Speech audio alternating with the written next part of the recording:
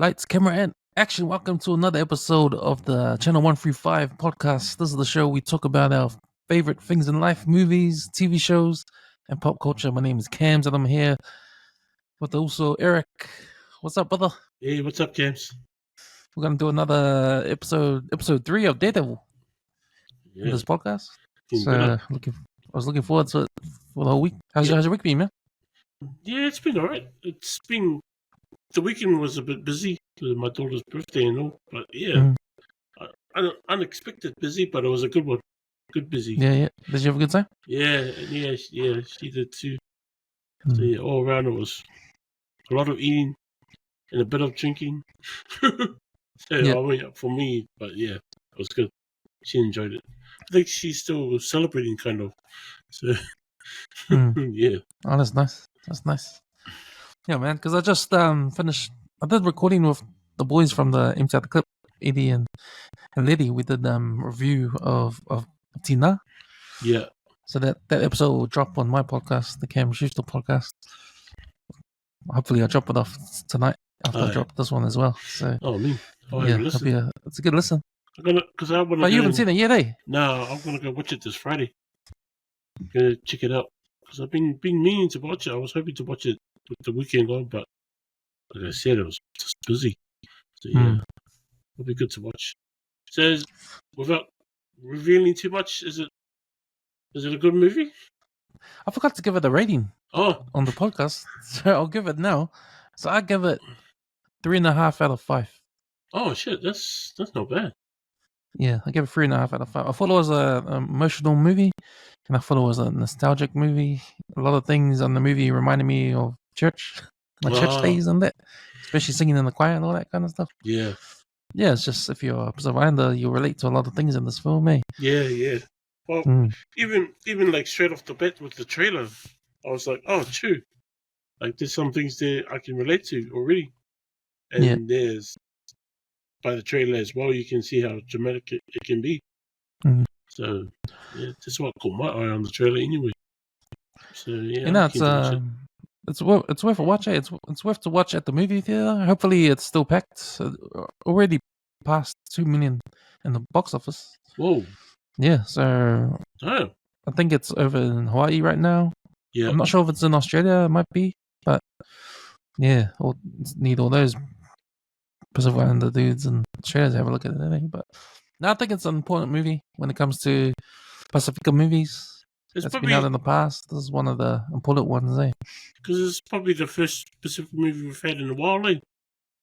Yeah, I think the last one that came out was Taika Waititi's one, the one about the soccer.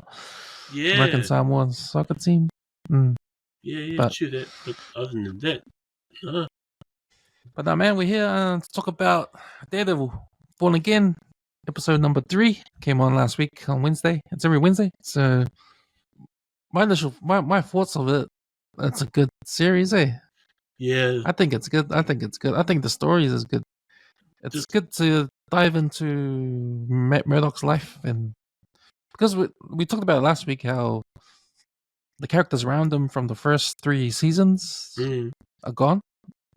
Foggy's dead, so that's affected Matt in a big way. He's not going to be Daredevil anymore.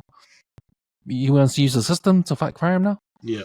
So, yeah, everything's changed in his life, Matt Murdock's life. So it's interesting to me that because of all this other stuff is gone, like we get to focus on his life and what his decisions are and what, he's his own man.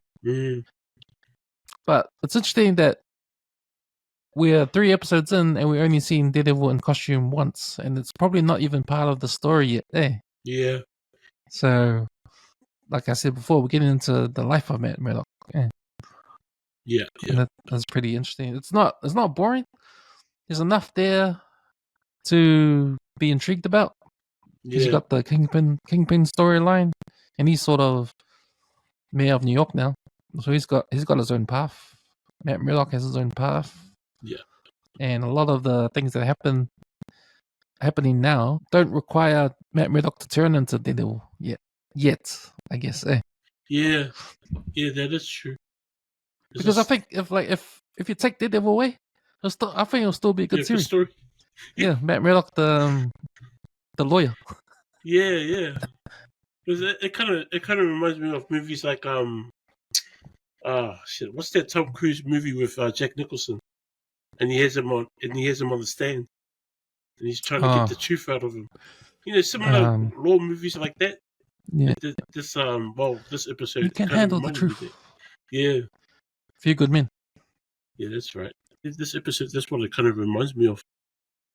Well, that's it. It's a court drama. It's a court drama series. It's like Perry Mason or any of those old school 80s or 90s TV series of courtroom dramas, like Matlock or something like that. Yeah. Harder. Yeah. Like this series. It's cool that Murdock is blind. Because I was thinking about that the other day, and I didn't even think about this. If Daredevil is Marvel's answer to DC's Batman,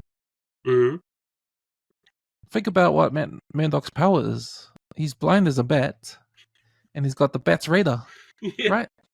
Yeah, true. So he has. It's like he got. I know he was in a car accident when he was a kid, and then I think the car smashed into a truck with toxic waste and went into his eyes. Yep. That's how he got his powers.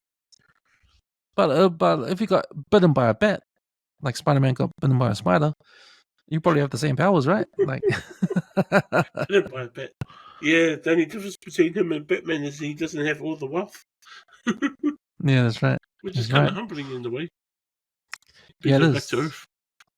You're right. It's humbling, but at the same time, it's noble because of his job as a lawyer, trying to protect the people in the streets and doing the pro bono work and all that kind of stuff. So, I think you got all the pieces here to make a good series, and just take away the Daredevil. Take away Daredevil. No more Daredevil. Just call it Matt Murdock. Matt Murdock, lawyer. Matt Murdock law or Murdock law. Yeah, true. And still have the Kingpin there and everything else. He doesn't need to wear a suit, Hey. Yeah. I think this is good. And that's a sign for me, a good show, good writing. Yeah. That they can. I wonder how long they can do this without Matt Murdock turning into Daredevil again or donning the Daredevil suit. Yeah, true. Because, what we've seen now and what we talked about last episode about the direction they're taking Matt Murdock, it's like he doesn't even need to wear the suit. Yeah, but I think after this episode, he might be encouraged to. Yeah, we'll get to that. How do you feel about the episode? How do you feel about the story so far? Like, what's been going on? For me, this episode was kind of touchy, It was kind of sad. But I reckon it's going in a good direction. There'll definitely be certain outcomes after this episode. Or the whole, whatever comes next. But it's really good. I was really intrigued.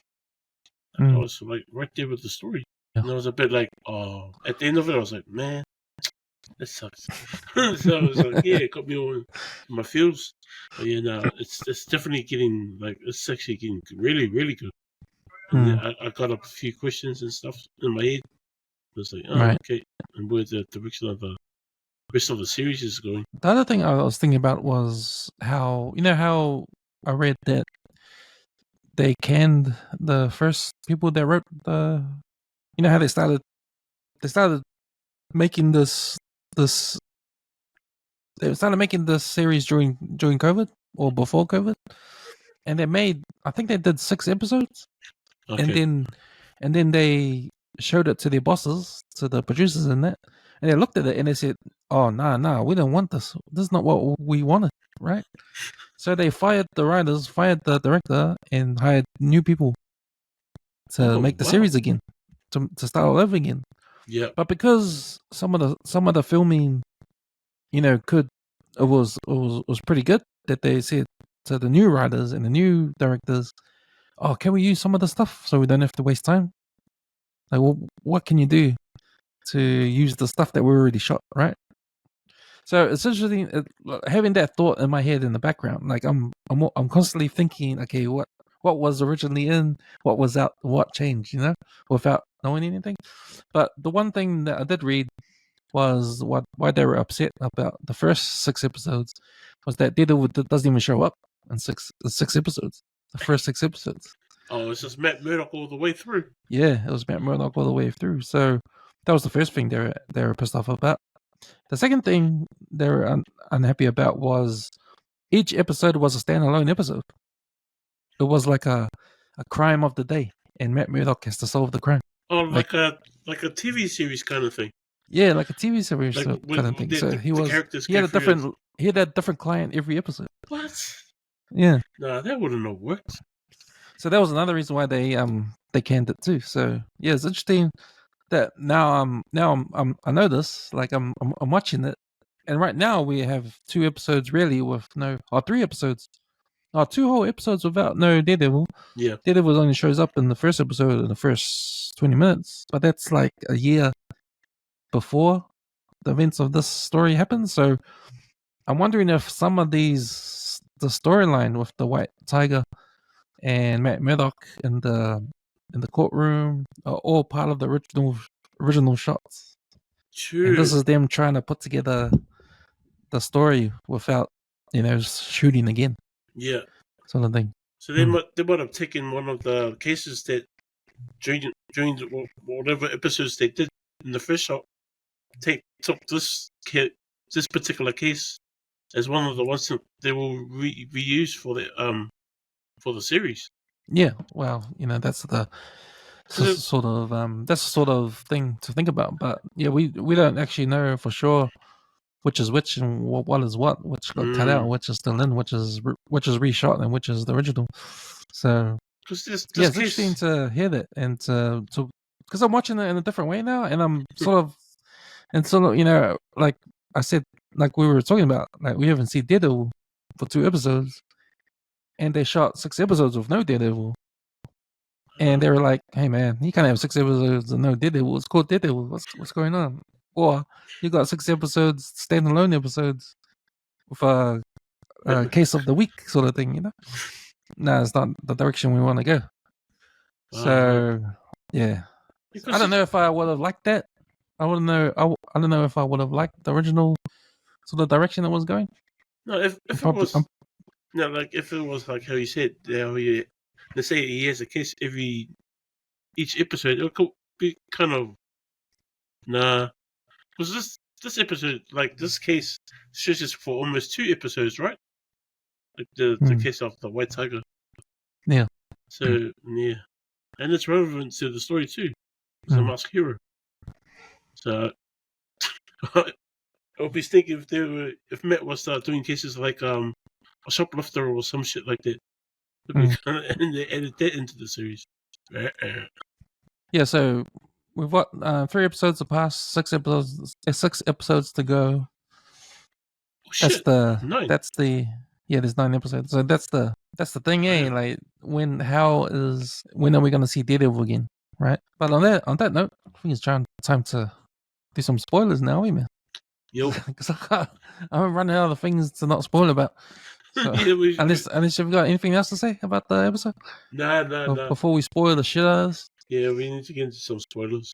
Okay, so if you haven't seen the episode, Daredevil Born Again episode 3, put this on pause, go watch it, and come back and listen to us. We're going to break down this episode and spoil the shit out of it. So, The Hollow of His Hand is the title of this episode, directed by Michael Cuesta and written by Jill Blankenship. Kingpin's old business associates take advantage of his absence to mount a gang war over his territories. Vanessa sends Fisk right-hand man Buck Cashman to ease tensions between the gangs, while Fisk believes they should let them kill each other. Cherry successfully brings Torres to Ayala's trial, but Torres is intimidated by the police and commits perjury by testifying that he was never assaulted. With no other options, Murdock reveals Ayala's identity as the White Tiger in the open court. Despite initially pushing against it with his new witness accounts, the police records detailing Ayala's heroic deeds, Murdock and McDuffie successfully convinced the jury to declare Ayala guilty on all charges. Fisk denounces the results of the trial and vows to uphold his stance on anti-vigilantism. While on patrol, Ayala is murdered by a man wearing the Punisher skull emblem. That was the recap of this episode. That was why you said it was sad, eh? Because he died? Yeah. Because he just talked about his family and getting back to his family and Puerto Rico and the birds chirping and all that. Yeah, he was talking about the frog, And at the end of this episode, after after that scene, and they go black and white and they share the credits, you can hear like the frog in the background, like the sound in it. It was pretty cool. Pretty mean way in the episode, but yeah, it's still sad. Did you know he was gonna die? I didn't. Nah, neither. I thought he was. But then when they started showing the scene, I was like, "Oh shit, something's gonna happen." I was like, "Oh man, he might get attacked," but I didn't expect him to die.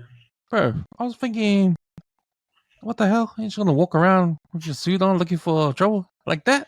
Yeah, should have given it like a couple of months, Like let it cool down first. But no, he was just walking down the street, like like looking for some trouble. Like, hey, other superheroes are flying around the top of the buildings and swinging around the buildings, and standing on like Batman does, stand on top of the buildings, look down, look for the crime and that. Not even that. He just came out of a court case against the biggest gang in the New York City, the police department.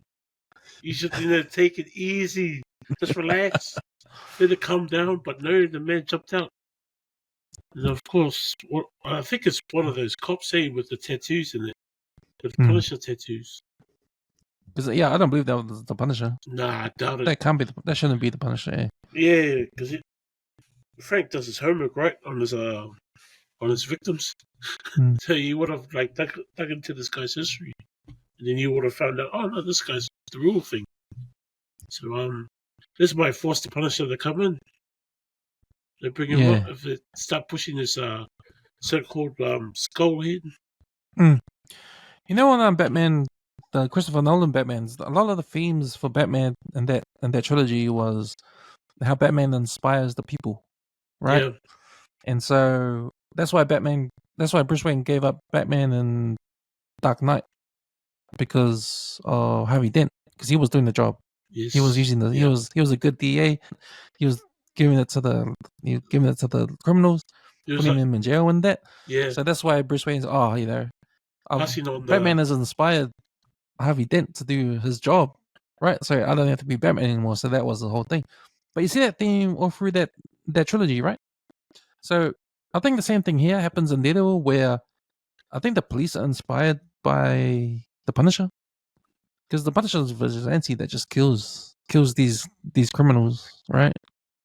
And I guess you're putting less work. You're giving less work to the cops. That's cops' job to put away the criminals. But if Frank Castle is coming in and killing all of them, you got no criminals to catch, right? You got no criminals to put in jail. No paperwork. So, no paperwork. So I guess you get a group of cops that are inspired by what the Punisher is, really doing them a favor, sort of. If you're a cop and you have a family member die from a criminal, of course you're gonna have some sort of, you're gonna have some sort of hate for criminals, right? Yeah. If you put away a scumbag, you know how they say scumbag. You put away a scumbag and they go through the court system and they come out, free man, and then you go, fuck, what a waste of time. You're gonna be inspired by Frank Castle and what the Punisher stands for, right, man? So I think that's what you're seeing. You're seeing the army of cops that have got the Punisher tattoo. They're all connected. They're like a group of cops that just wanna inspired by what the Punisher means. Yeah, they are heavily inspired. They'll go as far as to hurt people for what they think is justice. No, it's funny too, because you have these guys that are inspired, and Matt's trying to use the legal system as well, but knowing that he's a masked hero himself. Yeah. So he's like, I think that's what really makes him, for the White Tiger, this case for him. Yeah. Yeah. Because he sort of sees the White Tiger as doing Daredevil's job, right? Yeah. So he probably doesn't need to be out there being as Daredevil if the White Tiger's there doing it, right? Yeah. So it's interesting to me that his last resort was to reveal he was the White Tiger. Yeah. To get him off, right? After episode ago, he was just trying it with the judge. He said, "Oh, we should use this," because when he found out, right, he told the judge they should be using that for the case, and then the man turns around and does a 360 and uses his identity as a part of the case. Which, like you said, he needed to take a swing because they were losing the case as it is, and it worked. It worked in a way. I found it interesting that he was giving a case to the court of why the white tiger should be free. Like, it was like a character reference, right? He was giving evidence of all the good things the white tiger has done. Yeah. He was actually talking about himself. Yes. What the Daredevil is. Daredevil is a vigilante going out there fighting crime and all that. He's talking about himself. And, if we're talking about whether Matt Murdock should put on the costume again and go out and fight crime like he's supposed to do. Yeah. Like, he's sort of saying what we're thinking. He's sort of saying he should be doing that to himself, right? Yeah. yeah. Exactly. That's what I found interesting about this episode. Yeah. And it's good writing, man. It's good how it all connects. Because you know how when we go back to like the Kingpin, his storyline. Oh, that's pretty. I got questions there with that. Oh yeah, what? Like because there's the scene where they have the conversation on the kitchen table, right? And him and Vanessa, because they find out that the double homicide on the docks, right? And then him and Vanessa are continuing, like she's saying to him, like, "Hey, there's no one in the front of the at the head of the table. That's why these guys are playing up." She's trying to encourage him to come back to the business, but he's saying like, "Oh, I don't want to deal with this like petty blood feuds and arguments and all this bullshit." But then after that scene, you see the camera pan to his knuckles, and it's like he's been fighting. So I was like, "What the hell? This guy been fighting, or he's been training?" The thing is, Adam, he's beating up. He's got Adam somewhere in the basement, and he's going down every so often to give him a whack. Well, like the human body, what's those punching bags? But they put the guy inside the punching bag. Yeah, or something like that. Because Adam's the guy that Vanessa had an affair with.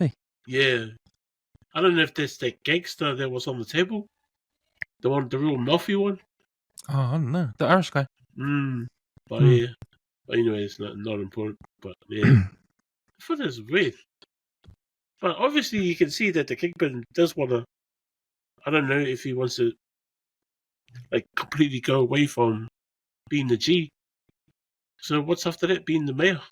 Is he actually gonna, or does he have a hidden agenda? In the comic books, Kingpin, as well as being a crime boss, he was always wanting to have the love of the people of New York. That's why he did the TV station in New York. In the comic books, he did the TV station. He tried to run a media network. Oh, okay. And he tried to, be popular with the people of New York. He didn't want to, because a lot of people know he's a crime boss, but he wanted to have a good image, even though he's bad. He was obsessed with having a good image all the time. So I think with Kingpin wanting to be mayor of New York, I think that's part of him and his desire. Maybe they took that from the comics. There's part of his desire to be liked by the people of New York. Yeah. And I think if it is, then in the story he's putting that first. As if he values anything, he's putting that first.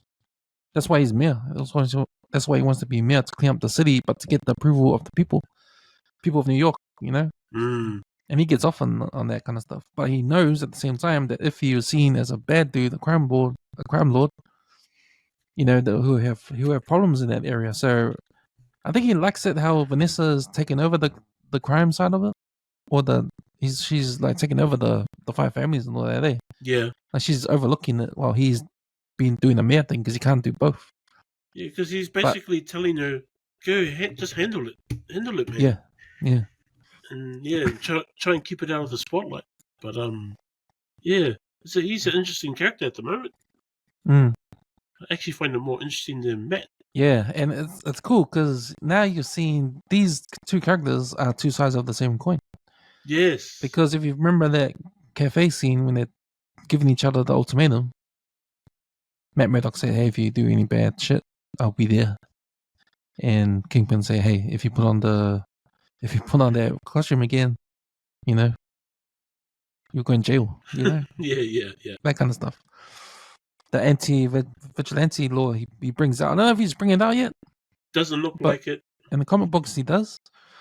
But yeah, I wonder if they will bring it out and see what happens, because it's interesting that Kingpin, if he's battling with himself, what he wants, like he wants a good image, but he also wants the crime stuff, and he thinks he can get away with the crime stuff because his wife is taking care of all that.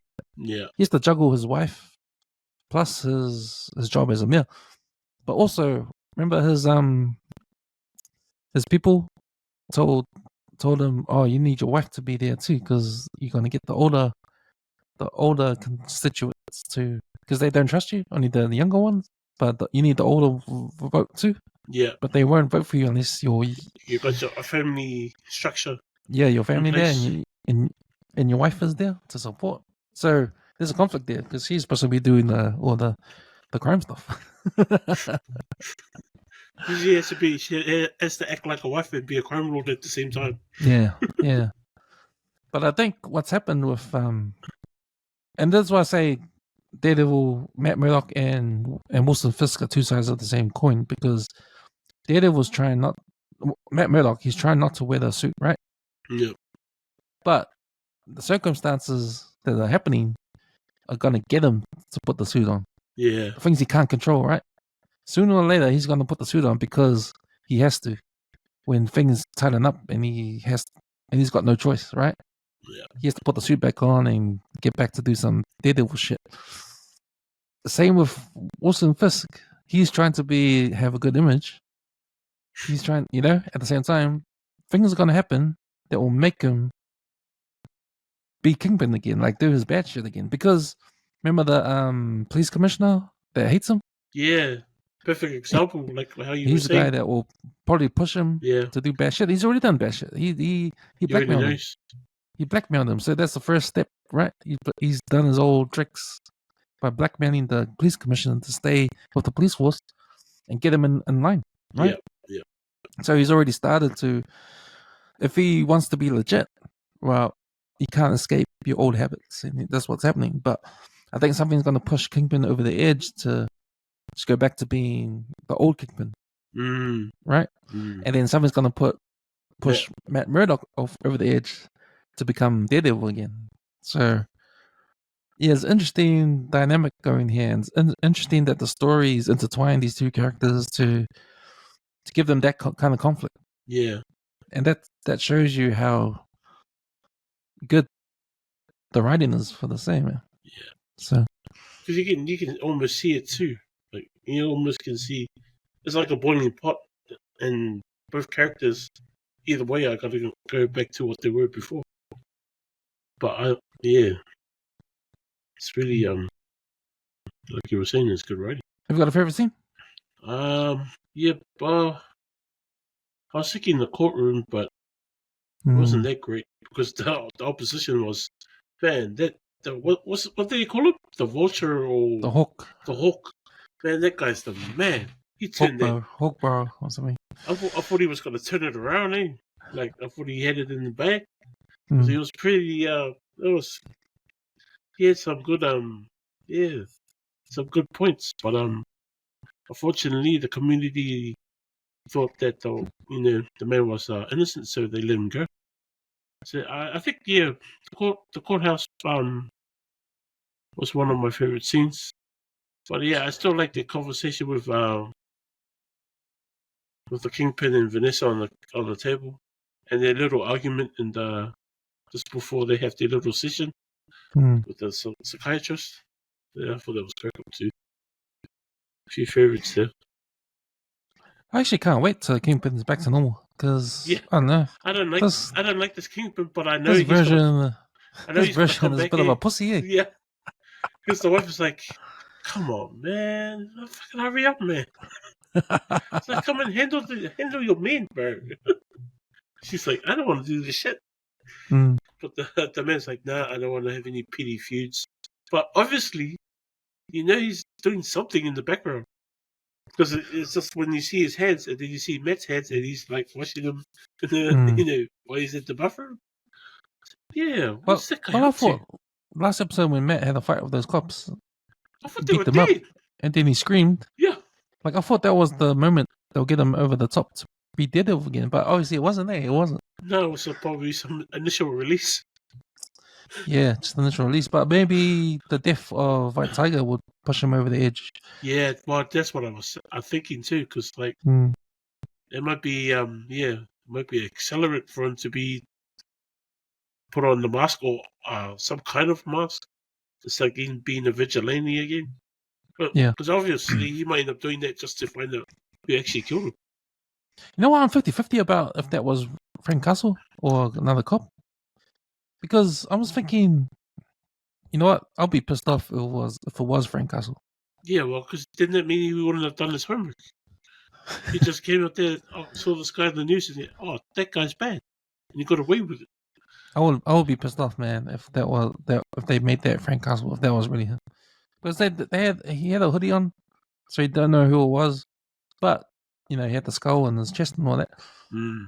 But I wonder what would be the reason there. If it was Frank. Yeah, because all he did was accidentally kill a cop. But no, it can't be Frank because he got let off. Oh no, he doesn't care about. Yeah, he'll kill you. Like if you're guilty and he finds out you're 100% got away with it, you're dead. You're dead. No matter what, man, you're dead. But man, I don't think it's him. I think it's one of those cops. It better not be him, man. If that's what I mean. If there's him, then man, that killed it, man. That kills it. Or if it was him, he had to be like brainwashed or something. Or I'm just disappointed that my Tiger is not just walking around the streets like that, man. Dressed up right after his court case, bro. It's like not even the amulet stopped today. He won his court case today, and then tonight he decided to go out and do a round. And got wasted. That was interesting too. Like, you know, some of the other characters, like especially they did have the other guy come out. The Kingpin's entourage. This episode mainly focused on the White Tiger, Matt, and Sherry, trying to get that who was that guy? Nikki? Trying to get the Nikki Torres. Yeah. Trying to get that little shit that ended up fucking up the whole case. Trying to get him on point. It was a neat trick how they kind of flipped it and got the what do they call him? Witness. Yeah, got the witness to the courthouse without getting killed or anything. Because if those cops got a hang of that Nicky guy, they would have finished him off. That James Gandolfini, his son, who plays Kingpin's like the young dude that helps him. Was it Daniel Blade? Daniel Blade, yeah, his character name. He because it's funny because in episode 1 when Kingpin and Matt were sitting in the coffee shop talking, and Kingpin asked Matt if he has any kids. Matt says no, and then asks Kingpin, and Kingpin says no. In the comics, he's got a kid. He's a crime boss too. Richard Fisk. He's the Purple Rose. Hey. Yeah. True. He's the Purple Rose. Yeah. Man, your knowledge based on these characters, from your comic book days, man, they come in handy. Yeah. So I wonder if he has a secret son. I wonder if he's the son. Daniel Blade is Richard Fisk. I don't know. One of his flings. No, Vanessa is the mom. So they got a son together in the comics. Oh, true. But yeah, they've cut that out, I think, because Kingpin said he doesn't have a son or doesn't have a kid. Yeah, but that I actually like that Daniel Blade character. He's like really hip out, and he's got an orthodox way of approaching. Like he doesn't follow the traditional things of engaging the people. Like with all the social media stuff in that, where the lady was like trying to say, "No, you can't do it this way. You have to do it." And he's like, "No, don't worry about that. Just you're trending on on Instagram and all this stuff, and like, oh, true. It's got a different approach, fresh look at it. Yeah, So, I really thought those cops were dead, man. The one there's a few of them now, eh? Yeah, well, because remember the guy that he broke the arm in the other episode? I thought Yeah. he was dead. Especially at the time when he cracked that guy's head on the ground, man. Wow. I was convinced they were both gone. The man walks back in the bathroom, trying to intimidate Matt again. Because I wonder how Punisher will show up and why will he show up. Will Frank be mad that these cops are doing acting as him, posing as him, and he has to go and sort it out? I think he will. To me, I think he will. He might be a bit pissed off, especially if they kill this guy. If he's on the outside and he's watching this, he's gonna go, fuck these guys are using my name. It's me that does the punishing, no. Yeah, that's what I mean. Yeah. I can see that happening. Yeah, but man, something at the back of my head tells me that everything is Kingpin playing everyone. This is what Kingpin is doing. No, because this is what he is in the comics, man. That's what he does. He's a manipulator. Yeah, he's got the smarts for it too. Yeah, he's got the smarts. He's always 10 steps ahead of everybody. Like, he's planning.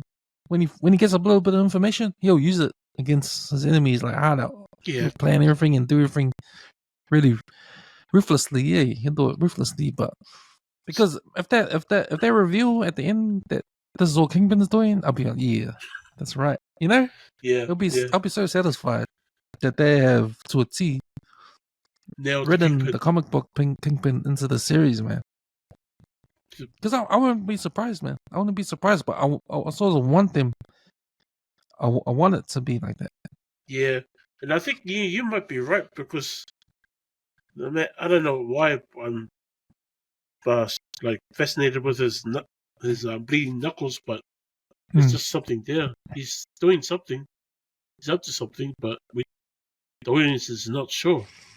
Or maybe he's beating up Punisher somewhere. Oh, damn, that's even worse. There's a good reason for Frank to come back. If Frank gets loose, man, just tie, if he's got a broken ankle, just tie it with a bit of some kind of band-aid or something, and then off he goes. So I think, but in saying that, if it is true what I'm saying, then that narrative of the two sides of the same coin doesn't make sense anymore. Because Matt Murdock legitimately doesn't want to be Daredevil. And for the two sides of the same coin to work, Wilson Fisk has to legitimately don't want to be Kingpin anymore, right? Yeah. And the situations pulled him back in to being what they used to be. Or maybe the Kingpin starts out as like he genuinely wants to be this other version of himself, and then he realizes partly through that he can't be, and then ultimately goes back to revert to what he was, and starts manipulating everybody, towards the end, or he already has the foundation for it. Yeah. a lot of questions. But let's do some predictions for next episode. What do you think is going to happen? Something's definitely going to happen with the cops, the Punisher cops. I think I'm going to call them. Yeah. I don't know what's going to happen there, but it might force Matt to I don't know, take matters into his own hands. He might even put the mask back on. And I don't think he'll genuinely put the whole outfit back on. Because I don't know if you saw in some of the trailers, he actually just puts he usually puts a t-shirt over his head. I think he's going to do that again. But just put some kind of thing on his face and then start figuring out who killed the White Tiger. One thing's for sure, he's definitely going to go after that cop again. Yes, he's going to aim for that dude. I don't know if that cop's going to start running or not. It might either be Matt or Frank is probably already on the case. Like if he finds out that the White Tiger's gone, or if he's watching, or if he's even in the neighborhood. Yeah. Well, I think Daredevil has to have a fight with Frank. Hey. Yeah, well, because Daredevil and Punisher needs a fight. Because Because Frank's gonna start killing people, and Matt's gonna be like, "No, you can't do that, bro." Like in the second season, he's trying to convince Frank not to kill anybody, but he's Frank and his friends already got it sussed. So I'm sure they're gonna do the same dance again. See what happens. Yeah, I reckon they're not gonna know. I think Daredevil's gonna think Punisher is the one that killed the White Tiger. Possibly, he might think, or in charge of the cops, or he'll just go directly straight to the cops. But he's definitely gonna go after that cop that they're trying to intimidate him in the bar. Yeah. So you might crack that guy's neck again. Get some answers out of him, eh? That guy's fit, because man. There has to be some sort of reveal on who these Punisher cops are. So they must be led by someone. Yeah. And what if it's led by the Kingpin? What if he's part of it in a way? He wants the vigilante thing to go ahead, right? He wants the people to hate vigilante so he can pass that law. Yeah. I think that's his goal. Well, after Matt winning the court case, because it looks like he's really gonna, because he seems so interested in it. And when he's talking to the girl with a TV interview, so there might be his reason to actually convince whoever to push the bill through for the vigilante thing. Obviously, you see the vigilante gets shot in the head. But yeah. That was a hell of a way to die, man. Go out like that. Far. Yeah, just sucks. I would have thought if he was fighting someone and then someone did a cheap shot, that would have been better. You sort of knew he was going to die? Because when writing the series and you wanted to get a character to die, like a superhero from the comics, you're going to grab a hero from the bottom of the barrel, to kill off. If you would have got like a popular one, then yeah, you can't do that, eh? Yeah. But if you got like if you got Iron Fist, you can't kill Iron Fist. I would have preferred if they did get Iron Fist and they shot that guy in the head. Yeah. But no, they reached into the bottom of the barrel and grabbed White Tiger. Oh yeah, this guy's already dead in the comics. Let's use him. Let's just kill him off. Doesn't his daughter become the White Tiger? Yeah, or cousin or something like that. Yeah, that's right. But he's like another Latino hero. And that's the thing with Marvel, like back in the days, like the 60s when they made all these characters, like hardly any Latino heroes, hardly any African American heroes. The Black Panthers are popping up. Yeah, and they make a Latino hero and he dies. Holy sad shit. Guys. I don't. Yeah, I think we see the lieutenants, or the five families for fighting each other. Just wonder if they're gonna cause some trouble later on for Kingpin, because Vanessa tells him that if you go that way, if you let them kill each other, the last man standing will come after you. Yeah, I think best. He looks like he's not interested at all. But I don't know. There might be something else working in the background. And man, that'd be freaky if those Punisher cops are his. But it would make sense if they were. Yeah. So they'll become his men to go do hits and that. Yeah, like all his jobs and stuff, and just run around the city. Because it would make sense if he had some people in the police force, because he can have his hold on the commissioner. The commissioner. Well, he's trying to get the police force on the side. Yeah, that might be part of it too. Put a few of his men in there, convince the others, maybe. Sweet, man. I think that's us, eh? Yeah. That's episode 3 of Daredevil Born Again. Season number... They call it season 1, eh? Yes. Oh, season... It's under new ownership. Yeah. All right. So I watched the... what? No, carry on. Yeah. Yeah, so... Yeah, I can't wait for Wednesday for season episode 4 to come. Yeah. And I guess the first season's gonna be Matt beating up on that cop again. But either Matt or Frank. Yeah, or Frank. Hope Frank shows up. But remember, it's a 9-episode season, but they made the whole story is worth 18 episodes, so it's gonna be a climax at the end of the season, right? There's gonna be a cliffhanger. So I wonder what it will be. Like, it has to be something that will make us wait for the season 2. Could probably come out next year, season 2. Yeah, hopefully, But hopefully it's not nothing to do with the multiverse. Fucking yeah, hell.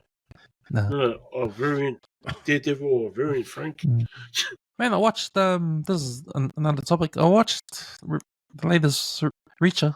It's getting interesting there. Did you watch it? Yes, I When he think I meets did. the bad guy again, Yes, the and Asian guy. he doesn't remember. Yeah. Yeah. Wow, it's getting good. It's been good. There's one more Especially the episode, eh? huh? There's one more episode left, right? Really? I think so. Oh. Or there's a couple, I'm not too sure. But that bad guy, McCabe, he's ruthless, eh?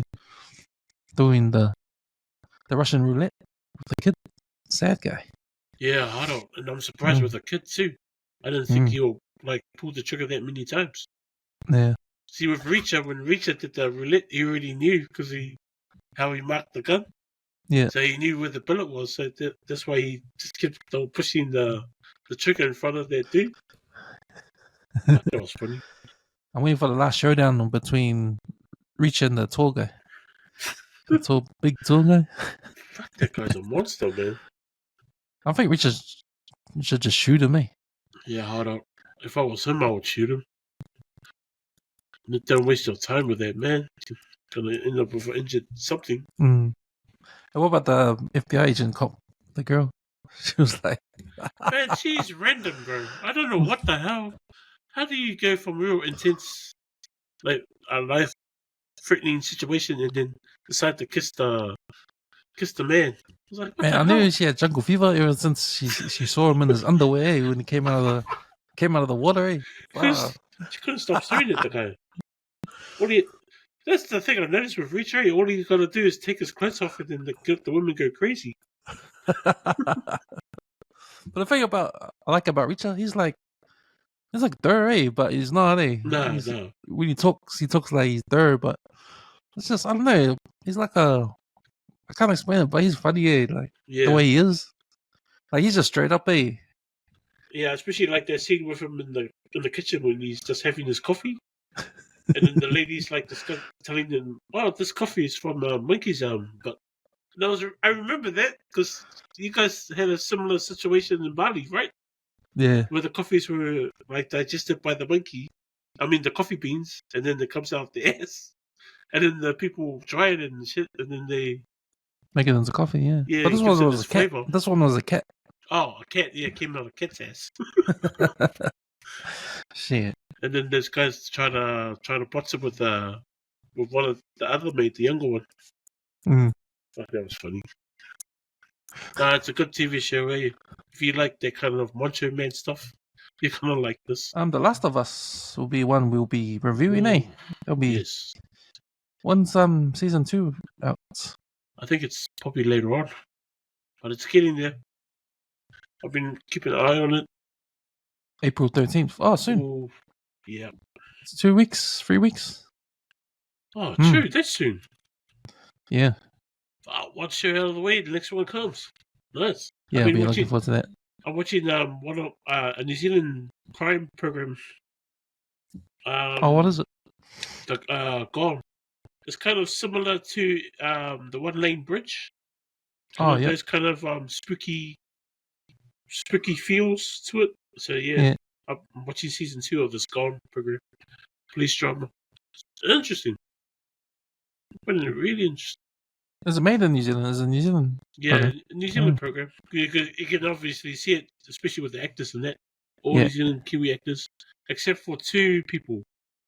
Yeah. Oh, actually, there's a few of them look like they're Irish, or they're Kiwis playing Irish. Who knows? Sweetos, that's us. That's us for another episode, man. Thanks for coming on. We'll jam on Channel 135 after episode 4. Yeah, Daredevil. We'll do it again. Yeah, I'll give you my opinion on Tina next episode too. Yeah. So, sweet, man. Yeah, a rundown of it. Sweet, man. I'll see you next time, bro. Sweet. Thank you.